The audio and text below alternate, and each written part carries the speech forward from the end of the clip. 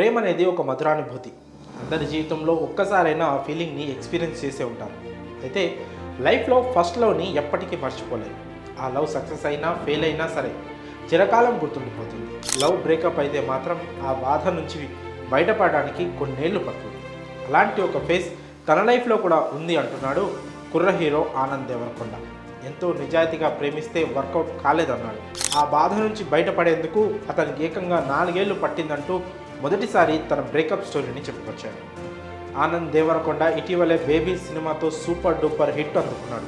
ఆ మూవీలో గాఢంగా ప్రేమించిన అమ్మాయి తనకు దక్కలేదని జుట్టు గడ్డం పెంచుకొని ఒక పిచ్చివాడిలా మారిపోతాడు. ఆ మూవీలో ఆనంద్ దేవరకొండ నటనకు చాలా మంచి మార్కులు పడ్డాయి. అందరూ అతడి యాక్టింగ్పై ప్రశంసలు కురిపించారు. అయితే అతను అంత బాగా నటించడానికి తన రియల్ లైఫ్ ఎక్స్పీరియన్స్ కూడా ఉపయోగపడిందని తాజాగా తెలిసింది. అతని లైఫ్లో కూడా ఒక బ్రేకప్ స్టోరీ ఉంది. తన జీవితాన్ని ఆ క్యారెక్టర్లో ఊహించుకొని ఆనంద్ యాక్ట్ చేశాడేమో అని ఈ కామెంట్స్ అంటే అర్థమవుతుంది. తన బ్రేకప్ గురించి ఆనంద్ దేవరకొండ ఏం చెప్పాడంటే, నా ఫస్ట్ లవ్ స్టోరీ నేను ప్రేమించిన అమ్మాయి హయ్యర్ స్టడీస్ కోసం చికాగో వెళ్ళింది. నేను కూడా అమెరికా వెళ్ళాలని ఎప్పటి నుంచో అనుకుంటున్నాను. చికాగో చుట్టుపక్కల యూనివర్సిటీలో జాయిన్ అయితే సరిపోతుంది అనుకున్నాను. అలాగే 5 టాప్ యూనివర్సిటీలకు అప్లై చేశాను. నాకు సీటు కూడా వచ్చింది. ఇంకేముంది, లైఫ్ మొత్తం మారిపోతుంది, నేను చక్కగా అక్కడ ఎంజాయ్ చేయొచ్చు అనుకున్నాను. మా లవ్ స్టోరీకి ఎలాంటి చిక్కులు ఇబ్బందులు ఉండవనుకున్నాను.